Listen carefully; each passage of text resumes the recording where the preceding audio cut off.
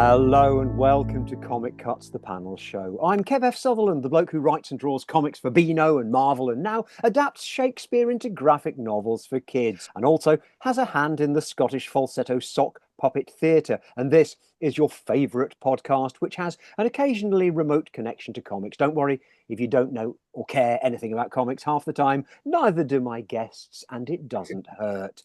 My guests have brought with them a panel from a comic or something close, and we're going to see if we can identify it and talk about it. Maybe we and you will learn something about comics we didn't already know, or maybe we'll just show off a bit and have an enjoyable chat. Let us see. Joining me from the worlds of voiceover and entertainment are Louisa and Paulus the Cabaret Geek. Hello. Hi. Comic Cuts. We're looking at a panel, and we comprise a panel. There's a few of us, so the panel sees a panel, and we talk about the comics from the panel we discuss, and we call it Comic Cuts. I've asked everyone on the panel to bring a panel to the panel. You can see these images in the show notes or on the artwork for the podcast, wherever you get your podcasts from. But don't worry if you can't see these images, because we're going to be describing them. But first, let us describe ourselves. Louisa, hello. Yes. Hello. Now, many people won't know your face. They can't currently see your face, but they'll know your voice. They might. Why would that be? I am and have been a professional voiceover for a while, shall we say. So the most recent thing I've done that I didn't realise was as big as it was, but got all my relatives coming out of the woodwork on social media, is that I am now the voice of Little Miss Surprise and Little Miss Brave in the Mr. Men and Little Miss Adventures that you can find on YouTube. How fantastic. And for some reason that tick boxes with everybody. I also can be heard on the Northern Line for any tube that's going to Battersea Power Station, and anytime you change at Kennington, because it's got very complicated with the new Northern Line extension.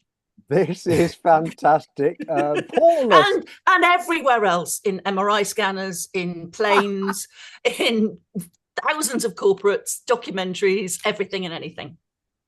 MRI scanners. Yes, confess I think something I haven't like been in one. Something like, please stay still while the table moves. Breathe in, breathe out. Now hold your breath. You may breathe again. Do you find you're triggering people when you meet them in the street? I think it's only one very small brand of MRI, so it doesn't matter too much. I did have a text from a friend of mine the other day saying, have you done some announcements for Chiltern Railways? Because we're stuck somewhere. And this voice keeps telling us about a delay repay system. And it's just like you. And I thought I might have done, went and looked up, and yeah, that was me. Paulus, do we ever hear your voice, or do we just see face and voice combined at all times? No, I don't. I used to be the voiceover to introduce Fascinating Aida's live show. I used to do the ladies and gentlemen, please welcome to the stage, Fascinating Aida. Did that for a couple of their tours. But other than that, no, nothing at all. But I do have very fond memories of using the North London end of the Northern Line, Louisa, and always. That might have been before me then. Well, I was going to say have always been delighted by the woman who pronounces Highgate as Higgett. Yes. I love it. The next station to Higgett. Oh. Unfortunately, she wasn't available when they added some extra stops on the extension, so they chose me instead. So you hear both of us. I don't know. I think it's a different voice, but on the Jubilee line, the person that does Canada Water seems like they live there. They're very proud of it. Canada Water. They certainly. London is very much a world unto itself, insular and contained, with the impression given that many people haven't travelled beyond its bounds. But Paulus, you very much have especially embraced the North in the form of Victoria Wood. Yeah, I have. I spend an inordinate amount of time going up and down motorways and a lot of the time to go into Yorkshire and Lancashire because I have a stage show that celebrates the songs and music of Victoria, which I boldly attempt to sing. And of course, Lancashire is where she's from, and Yorkshire and Lancashire are probably the most popular spots and the biggest audiences, and they just go wild. There's so much love for her. I mean, I know there is across the country, but it's something really special when you go up there. What would you say is the magic that Victoria Wood's material has? Julie Walters once said in an interview that what she thinks Vic did best was that she punctured the pomposity of daily life. And I really like that because it doesn't speak to a divide between North and South, or men and women, or fat people or thin people, which I think a lot of lesser ponderings on what Vic was saying and doing do lean into. And all those things, yeah, I guess there's some truth in them, but it's a bit blooming obvious. And she was much smarter than that, wasn't she? Louisa, you have lent into comedy yourself, because you and I began. We know each other from another lifetime now, where we met through the sitcom trials. Yes. And including the TV live version, which I think your line was something like, people were only watching it if they were insomniacs or burglars, because it was on very late on a Friday night, just in the Bristol area. It was a show that we did, I think it started at 11 or even 11:30 something like that. Something ridiculous. I say ridiculous. They're going to be doing a new series of Saturday Night Live, which will start at about the same time. I like to think people coming in from the pub, basically. Well, I think we were pioneers. Although the theme music you chose for that still makes me feel sick, because I hear that and I just immediately go back, Pavlov's dog style, to that moment when we were about to go live on telly, thinking, what have I let myself in for? Well, of course, I can go back in time with Paulus as well, to when we first met, which would have given me cause for seat sickness as well, had it not been concreted in. It was the Battersea Barge. I am right, it was concreted in. Yes. Has it been concreted in? Oh, how awfully sad. No, it's not. It's never has been. I've dreamt this. Yeah, the barge doesn't go up and down the Thames. It's moored, but it has to be moved quite regularly for maintenance, and it goes down to Maidstone, I think. So I don't believe it's ever been, because I was in talks about buying it for a long time, about 10 years ago. So I've got some data there.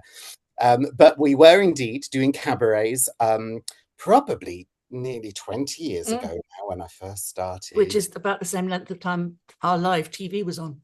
So. Yeah. And so the first thing I would have seen Kev do, and the thing I've seen him do most, is the Scottish falsetto sock puppet theatre. Oh, my claim to fame is winning a plate of cheese on the barge. Yeah. And you won't probably remember who I beat into second place. It was Tom Allen, who at the time had hair. Well, there you go. I'm sure his actors changed in the intervening years. Oh, Paulus, you just buffered then. Are you able to hear us, Paulus? Yeah, you're just cutting out a couple of times. It just says... Yes, I think the signal between low bandwidth, but it does away. But yes, I can hear you. Let's cut out. Splendid. Yes, so many things have changed over the years. The Battersea Barge, though, still going, because we both played there about this time last year. As did I at one point. Oh, no, not this time last year, but I was also singing occasionally on the Battersea Barge about the same time. So singing and voiceover work. We've spoken about this quite recently. We have. It's one of those areas that's threatened by the new technology. Am I right? Yes, I think so. The industry is very quiet at the moment, but then the whole television and film industry is very quiet. And I think there's a lot of reasons why voiceover is quite quiet. But one of them is definitely the belief that AI can do it anyway. And even if the production companies don't believe it can, their clients believe it can. So they're being pushed from that side to maybe make things cheaper and quicker. And it's a frustration. It's also a frustration that, of course, I know, as do you as an illustrator, that my voice being on the internet has been scraped and does sit in AI systems to recreate my voice, and I can't do anything about it. It is a dreadful situation. I mean, especially when you're thinking about those jobs which, frankly, would have been onerous tasks to record, like the voiceovers for the Underground. Well, or really long e-learning is way more onerous, I think. The Underground, not too bad, but really long, quite complicated technical e-learning about legal things that only a few people are going to listen to. But I think but it's all dry voiceover, and they can train systems with that, unfortunately. And the one thing I think is different is that my voice is part of me. I know your illustration is part of you, or your drawings are part of you, but it's not part of you in quite the same way, I don't think. So to feel that my voice can be recreated somewhere else without me is quite a horrific thing.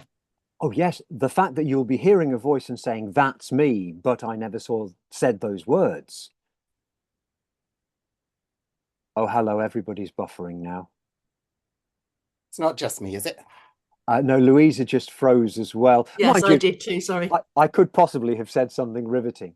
But no, talking about AI and its dreadful replication of our work, I think humor. The theft of our work. The theft, yes, it is. The theft of the work. Humor is one of those areas where I feel we still have a grip. We still have a saving grace, because what we put into it in those nuances, that's the thing that so far I don't think you can replicate, I hope. Am I right? Paulus, have you been AI'd yet? Well, I haven't, to my knowledge, no. But I think what the thoughts that come to mind are, number one, I saw a bunch of social media posts which were clearly AI made for a New Year's Eve cabaret show in London. And my instant thought was, I'm not going to that, because they've used AI for that very reason. What does that say about how they feel about quality of the art that they put on their stage, and how do they invest in the arts and in those people? And I put me off hugely. The other thing I think is, this will work and save some companies a tremendous amount of money for a certain amount of time, but at some point there'll be nothing original left to scrape, and they'll just end up like pop will eat itself. It will just go round and round and round and round and round. Do very, very early on, like 2 years ago, when the first time I ever heard the words AI, I asked it to make a monologue in the style of Victoria Wood. And I recorded it and I put it online. And although I must admit that stylistically it was extremely accessible, I managed, I think, to turn it into something that sounded like a cross between a Vic monologue and a Julie monologue, actually, and perhaps a little bit of Kitty thrown in there too. But what I did also note was there wasn't a single joke. It was a 3-minute monologue, and it didn't manage a single joke, but it certainly got the style and a lot of the sort of nuance. Well, what it would be able to get would be the vocabulary and the way words are used in the pattern. That's all it's good for. Yes. Because that's what it is. It's a large language model is a mathematical algorithm that looks at all its information and comes up with the probability of what the next word will be. And I don't understand how people don't know that, how they think they can ask ChatGPT to do research. It doesn't look things up. It doesn't go and find things for you. It's like a slightly more advanced autocorrect or autofill on your phone. That's all it is. Yes, and the autofill on my phone certainly does no disservice. When you listen to the transcript of recordings like this, the greatest fun is every single name being absolutely garbled, and that's just for starters. There was you, I think, have got another podcast with Helen Quigley, and Helen Quigley and I had a Zoom a year or so ago, and we used the transcription to see what it was like, and we got very confused by the fact that it summarized our conversation, that we were talking about cliches. We'd been talking about cliches. We decided we'd been discussing recipes for quiches.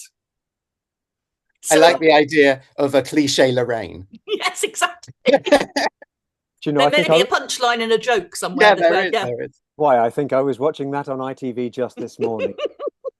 Now, each of my guests has brought in with them a panel from a comic strip or some such. We're going to have a look at these and see if we can guess what we're looking at and what it inspires. The first I'd like to look at is the panel that has been brought in by Louisa. I have zoomed in close. Let us share this. Can we all see this? I can, yeah. Now, Paulus, I would like you to begin by trying, for the listener at home's benefit, to describe what you see. Listener at home, you should find this on the show notes. You should find it on the podcast holding image, but don't worry about that because it's about to be summed up in the best tones. Oh, really? Because I've got no idea what I'm looking at. I'm looking at, I don't recognize these characters at all. If I was forced at gunpoint, I might suggest it's a couple of this famous five and their dog. But then they turn a corner and there's men on horseback and they seem to be knights or in full armor. And I don't think that ever happened in the famous five. So I'm really confused. There's a pogo stick. A girl on a pogo stick, and she's got blonde pigtails, and the boy seems to have roller skates on that are also gladiatorial sandals, and the dog has a watering can in its mouth. I think what's happened here is that Paulus has shown just how young you obviously must be. For that is what roller skates looked like in my Indeed, youth. they did. Roller skates were strapped like sandals around the feet with leather straps. And what we're looking at is a comic strip page that I've not seen before either, but my guess is that it comes from circa my childhood in the 1970s. We've got the children you've just described, one bouncing on a pogo stick, one running along in roller skates, but also a dog carrying a watering can. We've got two panels that we're looking at here, and then they bump into some round heads riding on horses. It's done as black and white line art work, then coloured in with watercolour or with coloured inks. It's the sort of style of artwork that was very popular in children's comics, particularly girls' comics, published by D.C. Thomson in the 1960s, 70s, into the 1980s. And another reason why I'd suggest it might be D.C. Thomson is that the voice bubbles and captions are typeset. The typesetting in the captions is a serifed typeset, as in a newspaper. In the voice bubbles, it's supposed to look like hand lettering, but I think it's a typeface that they used to call something like D.C. Thomson hand lettering typeface. I know too much about these things. About all of this? I know. I know none of that. Well, I think we've described it. Go on, Paulus. Have a guess what you think it might be from. Is it Bunty? No. It's not Bunty. Hang on. I read Bunty a lot, but no, it's not from Bunty. Because there's very little Bunty online. I'll show you the rest of the page. And now we see some more fairy tale characters. What else do we see, Paulus? Yes, I've got sort of a jester type character. But he's also got keys. Now, is he a jailer, actually? He seems to be dressed as a jailer, dressed as a jester, but acting like a jailer. And then there's shackles on the walls. They seem to have gone down some stairs into a cell. I can't read the text, it's too small, and these glasses are fake. And there seems to be some important men with capes and hats. The caption tells us there was a group of captive cavaliers in the dungeon. So it's Roundheads, it's cavaliers, it's some time-travelling 1970s youngsters. Louisa, put us out of our misery. What are we looking at? So I had a real difficulty finding something because, yes, I am of the same generation as you, and I read more girls' comics than boys' comics. So my mainstays were, when I was about 6, Twinkle, and then I moved into Bunty, and occasionally June and School Friend, and my brother would get the Beano and Whizzer and Chips, and I think Shoot. And I'd read all of his magazines, but he wouldn't read mine because they were girly. And I then moved out of those just for interest to Blue Jeans, Smash Hits, Jackie, that sort of thing. I don't have any of my 10-year-old, 11-year-old magazines. I do have quite a few Jackies up the stairs on the mezzanine up there that I will at some point sell when I get round to it. But one of the things that I loved being a child, and Kev may remember this too, is at Christmas, yes, we got presents, we got chocolates, but we got annuals. We got annuals. And so I'd get the Bunty annual, I'd get the Guinness Book of Records every year and get all geeky about that. But I also got something called a Diana annual. And I didn't read the Diana magazine, but I read the Diana annual. And it was brilliant because it had all sorts of this sort of thing in, as well as girls who were fashion models and girls who were ballerinas, and lots of history too. And I was looking for anything I could find because there is not the online depository of stuff for girls' magazines of my childhood as there is for the boys' ones.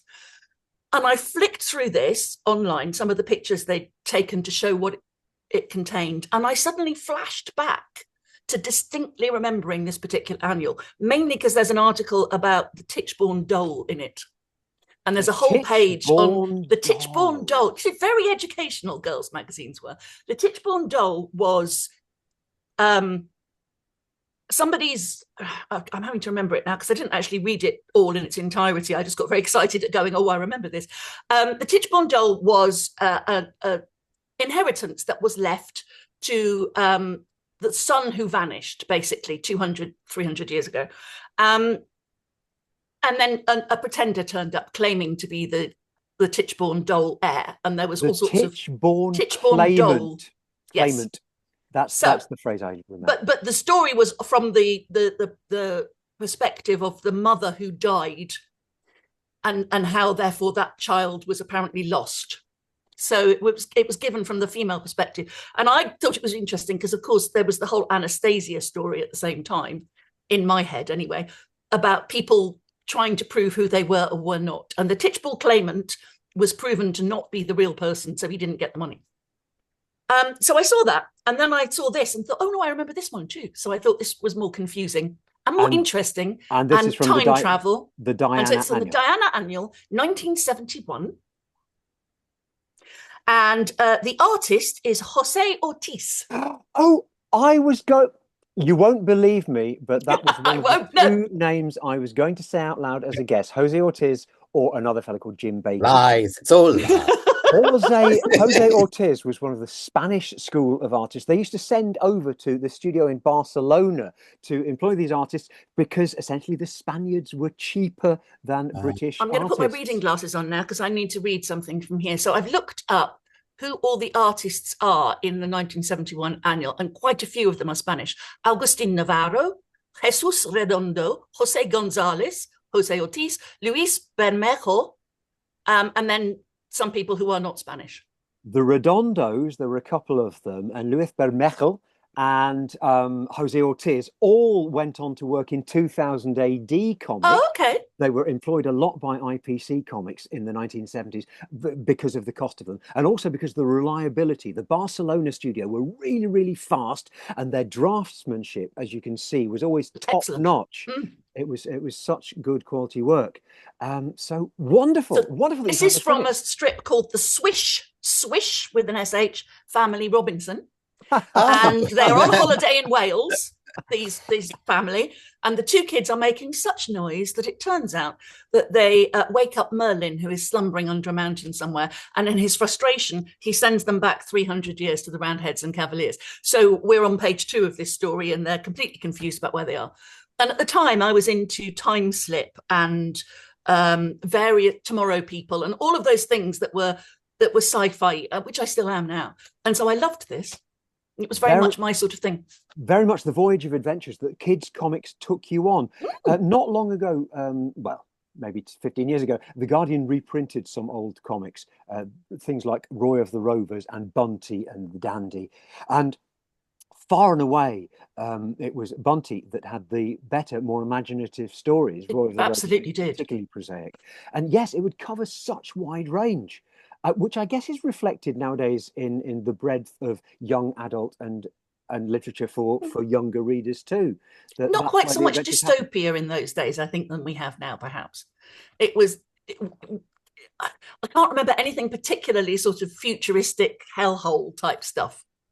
But I just remember thinking it was such a shame my brother wouldn't read the stuff I had because it was really interesting and it wasn't just girly.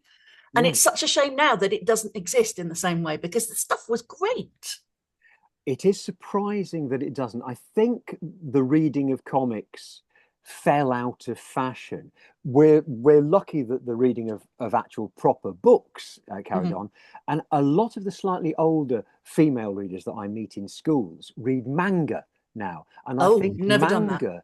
manga covers these similar territories of fantasy adventure, fantastic adventure, but featuring school kids rather than macho superheroes and necessarily giant robots, although there's a lot of that. But there's a lot of extending from your own natural life into a fantasy world, which is what these strips did. Paulus, did you read anything of this ilk? Annuals. I had Look-In when I was a kid. That's what we got at Christmas time. Now, I wanted Jackie and anything with a girl's name, but they did their best to try and avoid giving me those things as long as they possibly could. So we got Look-In for a really long time. So that was a real memorable when you mentioned the annuals. I have to remind everybody of Victoria Wood's joke about when she goes on a holiday to Spain, but it's a very, very cheap flight. And so there isn't an in-flight movie. It's just a stewardess flicking through the bunty very quickly. That's another thing. The divide between boys and girls comics was universal at the time of our childhood. Boys' adventure papers and girls' whatever girls' things had in. And never the twain. Adults as well as children, though. So my mother would read Woman and Woman's Own. My father would have fishing magazines and car magazines and never the twain. So it was very much of its time. But I would always read my brother's magazines, because why not? Because I was a voracious reader. He wasn't really that interested in mine. And I always felt he missed out. Yeah. I mean, I find that echoed in the magazine shelves now. I was in a waiting room just the other day, and the horror show that is the women-orientated magazines, one doesn't normally come across them, but every single front cover was about losing 10 years and 12 pounds or whatever it is one needs to lose to, I don't know, preserve mental health. Quite what those things do. It is quite frightening when we see how we subconsciously genderize our society and how we force people to fit in a box they don't want to fit in, but tell them they should. Yeah, I did eventually start buying, I think my sister started buying me Jackie magazine. Jackie was such a good magazine. Yeah, when she got her first job, because she was 10 years older than me. And so I was lucky enough to get to read that, even though I wasn't supposed to. I remember horses, a tremendous amount of stories and pictures of and love of horses. If you were a girl, there's a thing. There was a teenage. There is a point at which, and I have no idea what it is and whether it's evolutionary, but there is a phase you go through where you get quite into horses. Yeah, and National Velvet. And it might be 3 or 4 months. There was a whole series of books, Jill's Gymkhana. There was about 25 books that you could read that were all Jill riding her horse and going to competitions and things. And I read all of those too. I never rode a horse in my life. If we compare that to what we might have seen in some boys' magazines, let's say bicycling, go-karting, whatever, much less accessible for most people with normal incomes, horse riding, So you're giving the girls this one thing that is adventurous and energetic and good, healthy, good for you. But you can't afford it, so you're never going to have it. So the story I wanted to find, because I'd completely forgotten about it until Paris 2024. The story I wanted to find was a story that I think was in Bunty about a synchronized swimming team, because we had gymnastics and all those sports as well in Girls Magazine. And there was a story about a synchronized swimming team, and they were trying to compete, and for whatever reason they couldn't. And I remember being intrigued by the idea of synchronized swimming, but we didn't have a very big pool, and I wasn't very good anyway, and I wouldn't have done it. I'd completely forgotten all of that until Paris 2024, out of nowhere, finally, Britain actually has, for the first time in my entire life, a synchronized duo who won the silver medal. And I was so excited because the little me was just sitting there going, it is something I could have done. You see? Yeah, this is not cartoons. This is puppets on film. But I'm reminded of Miss Piggy and her excellent, great Muppet caper, synchronized swimming routine. Yes, comics that you would go on to emulate was a strange subculture. The sporting comic was, I guess, the male equivalent of that, because there was an entire comic called Tiger, which had a racing car driver, Skid Solo. There was a swimmer, Splash Gorton. There were a few football strips, including Billy's Boots. He found some magical boots that had been in the 1930s. They'd been worn by a made-up name. And as soon as Billy put them on, he could play as well as made-up name. Oh, that And sounds familiar. well, he sounds Yeah, like he was And like the cheating. red Is shoes, what he but was for doing. boys. Yes. But Mm. there was a lot of that, and not so much now. I don't see aspirational sport being represented in fiction, really. No. There was an 80s cartoon on the television called Sport Billy that you've just reminded me of. And I think he had a sports bag, which was magic, and he could get things out of like Mary Poppins. He was the only sporty character I was interested in at all because there was magic involved. And so that was interesting to me. I understand that entirely. Yeah, I can understand that. Yeah, you know what? I think sport has always overlapped into reality TV because sport is reality TV. Mhm. And what's happening there is the stakes are real and there's no kidding around. Whereas made up stories, those overlapping into sport, it's got a slight remove because if you're interested in real sport, in real football teams, in real athletic, real people, then you'll look at these made up stories and say, but that's not the real person. And I they're think not it's the really same doing the with sport. films. There's very few sporting films that are really brilliant unless they're not actually about the sport. Yes, So yes. Ted Lasso is brilliant. It's not really about football. It's not about football, which is why I like it and why I will watch it. Yeah, because it's about the people, isn't it? Yeah, absolutely. And I guess the adventures with horses, which we were pining for, those very rarely get done because you'd have to work with horses.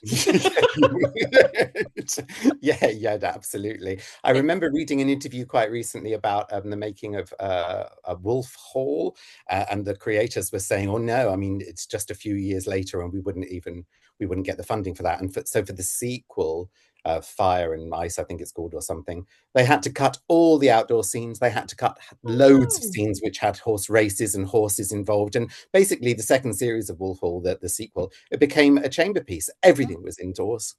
There was no crowds. There was no outdoor shots. It was walking up and down medieval corridors. I remember. Yes, it was. The West Wing, but with candles. It was basically.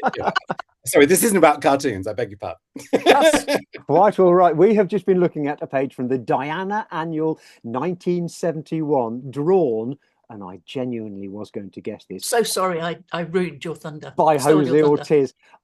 I would have undoubtedly said one of the other names had I not. I think I like the idea that all, was it 7 names that Louisa just read out are all a woman called Jane Jones who lives in Wales. Now, let's have a look at what Paulus has brought put my glasses in. on for this, aren't I? I have cropped in close first to one of the smaller panels from the larger page that you brought us. Oh, I did think of this. Now, not only is this instantly recognizable, but if you look, reader at home, you won't notice this, but if you look on the Zoom at what Paulus has been wearing around the neck throughout, and now has resting on a shoulder and on a t-shirt, Louisa, do please try and have a guess. Well, describe for anyone who can't see it what we're looking at. There is a small bald male child in a orange top and shorts that just sneak out from under the top, and a pair of green shoes, holding an old school phone with a coiled cable, talking into it. He's obviously inside, because phones only were inside, presumably in those days, and also there's some curtains in the distance. And he's saying, no, I think he's writing into the phone. That's all we have. However, that small child is absolutely recognizable, I would think, to many, many people. I mean, there's probably an age cutoff, sadly. Well, I don't know, because I see a lot of kids in schools who are also au fait with this character. Listener, we are looking at a character whose head is circular, whose hair is a small clump on his forehead, whose nose is the letter C, whose eyes are 2 full stops on either side of that letter C, whose mouth sinks down, down, down near the foot of his circular face. He wears, in most pictures, a yellow top with a red zigzagged line, a black zigzag line crossing it. He wears black shorts, he wears brown shoes. Louisa, who is he? It's well,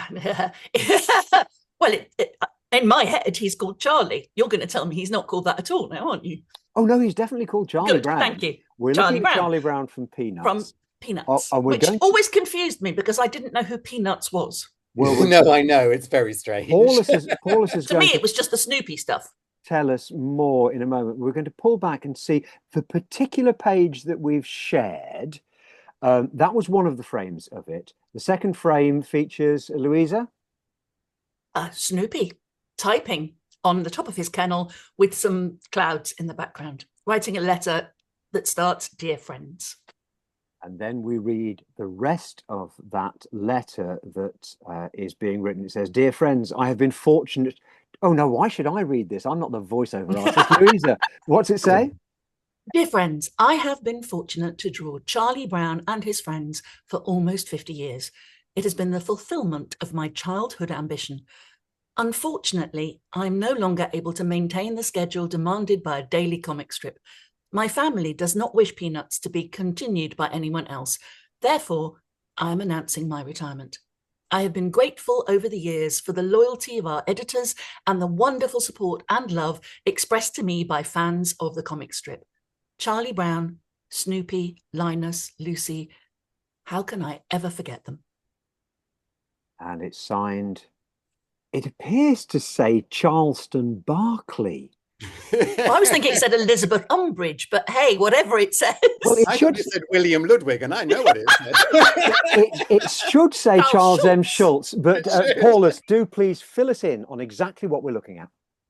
Oh, I've got a lump in my throat just hearing Louisa read it out, actually. It's tremendously emotional for me.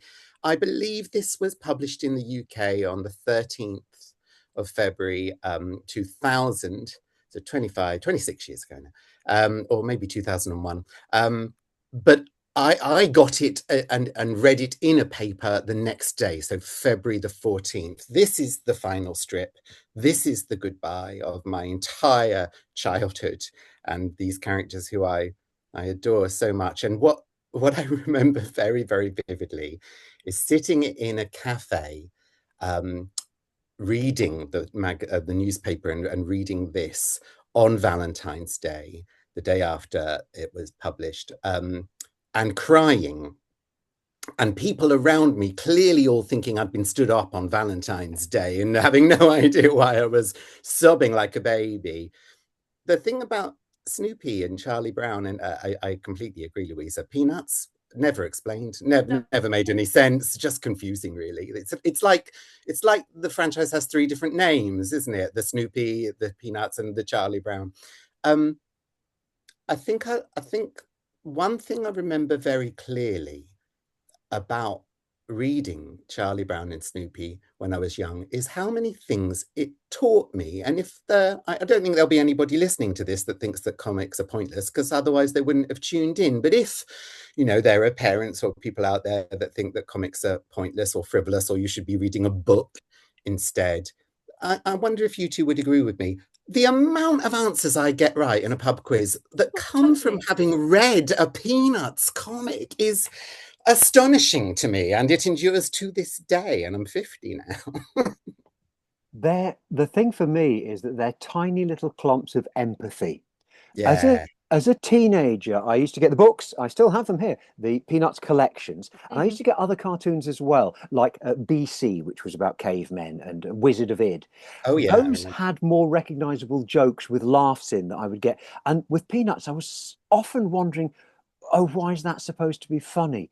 And as the years went by, you realized it was more than just jokes. It has warmth. It has a shared sensibility, a cuthiness would be the best Scots word for it. It makes you feel like you're part of this extended family. It's relationships. It's about negotiating. It's about living with other people and sitting in the same space with other people. And as a small child, I don't think you quite understand how you're going through that when you first go to school and you work out friendships versus home and all of that. But I loved Snoopy so much. And I had a tiny little version of the one that is currently perched on your shoulder. I just adored him. Adored him. I've also got Linus with me as well, by the way, just in case anyone's wondering. That was my nickname when I was a kid. I was called Straight A Linus. I mean, I must have got 1A once, and my mother was like, yes, we'll call him that, make everyone be impressed. Whereas Lucy, I always thought was slightly bossy, so that was clearly me. Yes, and my sister, my big sister was Lucy. But you know, broadly, often on the Peanuts strips or on a poster for Peanuts, you will see all of the characters together: Franklin, Peppermint Patty, Marcy, and Linus and Lucy, and it will say something like, "The gang's all here." Now, bear with me while I try and sort of unpack this idea. Lucy is very, very bossy, and she's often very, very unkind to Charlie Brown. Most of them are quite unkind to Charlie Brown at one point or another. Peppermint Patty is clearly queer-coded, and I didn't realise that as a very young queer boy. But Marcy and Peppermint Patty spoke to me. I didn't know why they spoke to me, but they spoke to me. And I think you both are aware of the impact of Schultz injecting Franklin, his only black character, in I believe the mid-60s, about 67 was it? And he's said in many, many interviews over the years, there wasn't ever going to be, and there never has been, a storyline about Franklin's blackness. No. There isn't a storyline about why Charlie Brown has no hair. Why does he have no hair? He's not a baby. He's not an old man. But we don't have an alopecia plot line, do we? And the idea that we're allowed to be different, that we're allowed to be unique, and we're allowed to have, you know, foibles, if you will, and yet we are still part of the gang. Yes, you're dreadful at baseball, but you can still play. Yes, you're quirky and don't fit in, and you're not, you know. But we'll have you anyway. But we're your friends, and when push comes to shove, the nastiness will stop, and we'll be there for you. And it's not about jokes. It's never been about jokes. Peanuts isn't funny. It's bang on hilariously intelligent. It's so intelligent, and it's so emotionally intelligent, and I think it helped me through a lot of tough times as a little boy. I can understand that. Yes, and it's timelessness as well. I don't think I've looked at any Peanuts cartoons and found that it's aged badly. There's nothing that seems inappropriate. Some things with sharper humor or contemporary humor or the taste of the times. You're looking at things now and thinking you wouldn't say that now. But Peanuts, no, its universality has continued. It's so much so that at the moment, until I think the 18th or 19th of January, there are hordes of people wandering around the Fleet Street area of London, slightly confused, looking at really rubbish maps, trying to find one of 12 statues of Snoopy that are in place with a little Snoopy trail, which are beautiful. And they're all Snoopy lying on the top of a different kennel. And you know exactly what people are doing, because they've all got this really rather rubbish map, unless they've been to Reddit and they've found somebody who's done a Google map with actual pins, because you just wander around going, I can't see it. But it's glorious, and everyone's taking their kids, and it's lovely, and it absolutely is still something that people connect to and love. And I don't think it's the families dragging their kids necessarily. It's just something that connects to everybody. I've done it. Yeah, sorry to interrupt you, Kev. Yes, I did it. Me and the lesser spotted husband did it just before Christmas. I did about half of them. Did you? Yes, and then got to a pub. Yeah, very wise. We did all 12. There's photos on my Instagram, and there's a really good one of my husband in his Snoopy Christmas jumper, which is exactly the same as the kennel he's standing next to. So that's good. Yeah, delightful. It's managed to resist the cynicism that a lot of updatings have done as well, because there was a film not long ago which they rounded the characters off when doing it in CGI, but they kept them true to the animated version, which started 50 years ago. 1965 was that first Christmas animation with the bizarre Vince Guaraldi jazz. Which, I liked the jazz. You see. Yeah, again, it's that was probably the most contemporary thing about it. And those are still shown regularly, and when they've remade or added further episodes to them, they've kept them in that style. Then when they made that movie, which I guess is 10 years ago now, It is about 10 years, yeah. With the CGI versions, they were still true to the 1960s feel. They used the Vince Guaraldi music again, and they didn't put in those postmodern jokes where you've got one level working for grown-ups with a nudge, nudge, wink, wink, and another version working for children. They kept it Charles M. Schultz true to. Yeah, if I'm honest with you, I agree with everything you said there, Kev. I do, and I did like the film. A second watch of it just last year made me admire it even more. But it is definitely aimed at kids, at little kids, and I perhaps it erased a little bit of the intelligence and there's something rather ruminative, rather ponderous about a Schultz strip. It asks questions. They're tremendously philosophical for, what are they, 7, 8 years old? I'm not quite sure what age they're supposed to be, but they talk about the most astonishing things, especially Charlie Brown and Linus leaning against a brick wall and discussing all manner of things. And that for me was missing, but I understand what matters probably more is a new generation get introduced to these characters and Schultz's work. And I believe it might not be the same people, but there's a second movie in discussion right now. It'll be interesting to see how that works and whether it reaches out in the same way. The beauty of the original line drawings, that's where the timelessness really lies, because you look at those drawings and the ones he did in the 1950s right up to the ones he's doing in the 1990s, they're the same. He's not strayed. He's not decided, oh, it would be clever to suddenly put a Albrecht Dürer background in here, or they didn't even mess around too much with the color for the Sunday pages. On this final Sunday page, it's still flat color, just like you had to do once because that's all they could afford to print.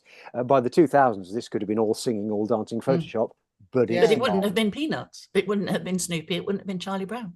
No, because that's the charm, isn't it? I think, and even, I mean, obviously this is his last one, and I feel like even at the time of it being printed, I noticed as an older man his hand was getting shakier, but then he'd never drawn straight lines or clear circles anyway. It was always a little bit wiggly and wobbly, which it's like going bald when you're 23. Nobody realizes you've aged years later. Well, it is something for which we're all grateful that neither of you has in the time that I've known you. Thank you so much for bringing in what you've brought in. Let's just remind ourselves of what we've been looking at. Louisa, you brought in a strip called The Swish Family Robinson from the Diana